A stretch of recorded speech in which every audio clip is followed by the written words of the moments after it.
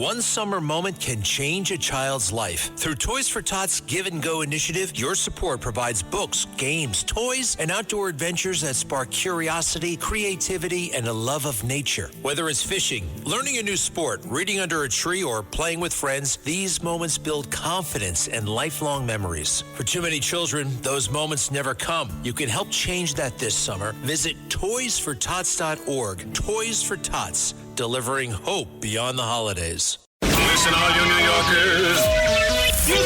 Taxi! Okay, man, we're looking around. This is the 77 WABC minicast. This horrible man at George Washington's desk turned backwards, surrounded by some of the most physically repulsive and ugly people you'll ever meet in your life, standing there holding American flags, looking like hostages in a Jihadi John video. I mean, what a disgrace. Is that how you saw it, Miranda Devine? That's the way I saw it. Oh, totally. And honestly, when you were there, I was the same. I mean, how can you listen to that garbage without exhaling and sighing and groaning and heckling? He's just so arrogant and just so ungrateful and just so wrong. He just has no clue. How dare he? You know, this is a guy who was naturalized 8 years ago. He was born in Uganda. His family is originally from India. They went to Uganda. They were thrown out of Uganda by the same sort of kind of repressive totalitarian regime that he is trying to impose on us here. Has he got Stockholm syndrome? I honestly think the guy is mentally ill because he thinks whatever happened to him when he was a kid, he obviously, I think this is what happened. I think his family was extremely privileged and elite when they were living in Uganda. They had to leave. They were annoyed about leaving. They come to America. His parents are bitching and moaning day in, day out about how it's not as good as their compound in Uganda. They don't have servants, whatever. And so he grows, he doesn't grow up, and he's like a kid, like he's 8 or something when he comes here. And he just decides it's not good enough, and he's not being treated like a little princeling. So he has great resentment towards America and Americans, and he believes it's because he's not white. And so he takes it out on all of us from then on. That's what he's just hell-bent on, revenge. And why did the guy only get naturalized as an American citizen 8 years ago as an adult? Why did he wait so long? Good question. Very good question. And I think you've nailed it. I think that's exactly who he is. And then his wife, his vile, wretched, disgusting wife, who went online and enjoyed all the graphic images of October the 7th. This woman makes sure she's out of town for 250. She goes to some radical Islam retreat or something in Spain. Does that not say a lot? I mean, this guy only talks about how much he loves his wife.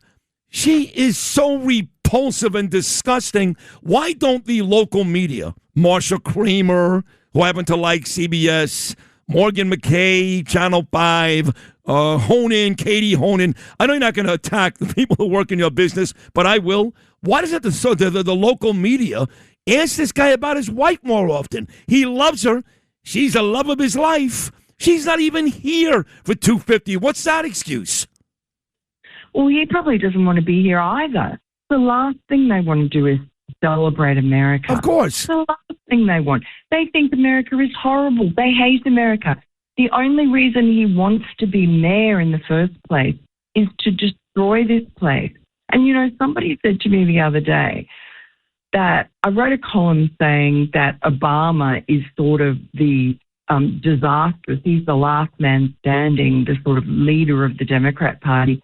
And this friend of mine said, no, it's Mamdani. He's right. And I mean, I think he's right. It's Mamdani. He's right. And that's what why. A joke. I know. And that's why when President Trump, who, you know, how much I love the president, I think he still loves me. I don't know. I've been critical lately. That's okay. I can love people and be critical. You know, when he talks about how we're not going to stand, you know, communism is not going to make it here. What is he talking about, President Trump? You've got a communist as mayor of New York City. We've got 9 DSA people that have won in New York City. We watched what happened in Colorado last week. We know what's going on in Michigan and New Jersey. It's going on all over the country. So it's great that President Trump said we're not going to stand for communism. But in the meantime, they're winning almost every election. What is he talking about? Well, I mean, he's right. It's not, this is in particular patches of blue cities where you've got particularly this sort of green-red alliance. It's the Islamists with the commies. And, I mean, good luck to them because, the commies who love trans, that's not going to go down well with the Islamists when they finally wake up. When they've sort of had enough of them, when they don't need them anymore. But look, it's a fringe. It is still in this country a fringe thing. They're never going to win nationwide. They're never going to win the presidency. So I think he's right in that sense. And I know, you didn't like, and a lot of people didn't like. I didn't like the fact that he was so cordial with Mamdani. And what do you mean didn't like? White House. He's still doing it. Forget about the White House. Just last week, he once again, after the 2 weeks ago when we had that awful Tuesday here and lowlives like Valdez and Lander and Chevalier won, the president comes out and says, hey, Mamdani got those guys across the communist finish line, and he called them good-looking again, called them smart again. And I keep getting told by people, you don't get it, Sid. President Trump is playing 3D chess. Listen, I know the guy. I'm friendly with the guy. I love the guy. We've got a great relationship. It's enough with the 3D chess. I live in New York. I'm watching my city go down the tubes. I don't want to hear it anymore. I don't want to hear it. No, I agree. It's incredibly frustrating. And the only thing I can think of is that really he is a gift at the midterms to the Republican Party.